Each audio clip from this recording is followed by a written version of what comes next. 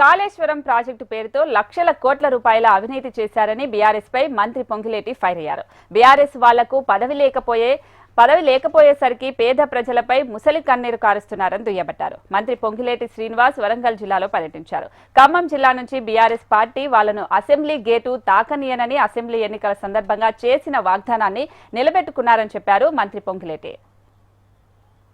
మీ అందరి దీవెనలతో మన ఇందిరమ్మ ప్రభుత్వం ఈ రాష్ట్రంలో వచ్చి సంవత్సరంన్నర అయింది. గౌరవ ముఖ్యమంత్రి రేవంత్ రెడ్డి గారి నాయకత్వంలోని మన ప్రభుత్వం ఎన్ని అవాంతరాలు, కష్టాలు, ఇబ్బందులు వచ్చినా దాంట్లో భాగమే 200 యూనిట్లు ఇచ్చుతూ ప్రతి మహిళకి అర్హులైన వాళ్ళకి ఉచిత విద్యుత్ ఇస్తున్నాము.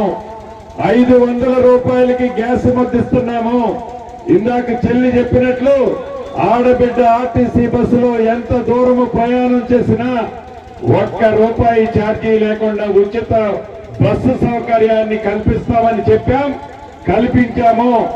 పేదవాడికి జబ్బు చేస్తే 10 లక్షల రూపాయల వరకు మెరుగైన వైద్యం ఇవ్వటం కోసం రాజీవ్ ఆరోగ్యశ్రీ కార్యక్రమం ద్వారా మెరుగైన వైద్యాన్ని ఇస్తున్నాము.